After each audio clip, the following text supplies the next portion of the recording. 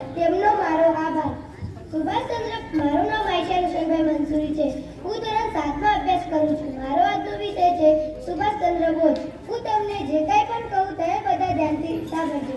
સુભાષચંદ્ર બોઝનો જન્મ 23 જાન્યુઆરી 1857ના રોજ ઓરિસ્સાના કટક શહેરમાં થયો હતો. તેઓ નેતાજીના ગુલામના નામથી પણ ઓળખાય છે. તેમના પિતાનું નામ જાનકીનાથ બોઝ અને તેમની માતાનું નામ પ્રભાવતી હતી. તેઓ ભારતીય સ્વાતંત્ર્ય આકર્ષણ સશસ્ત્ર નેતા હતા. બીજા વિશ્વ યુદ્ધ દરમિયાન અંગ્રેજો સામે લડવા જાપાનની સહાયતાથી આઝાદ હિંદ ફૌજની રચના કરી. તેમને તુમ મુझे खून दो मैं तुम्हें आजादी दूंगा અને જય હિન્દનું સૂત્ર આપ્યું. ગાંધીજીને રાષ્ટ્રપિતાનું બિરુદ આપનાર પણ સુભાષચંદ્ર બોઝ હતા. તેમને ફોરવર્ડ બ્લોક નામની પાર્ટીની સ્થાપના કરી, જેના લીધે તેમને કોંગ્રેસમાંથી હાંસી કાઢ્યા.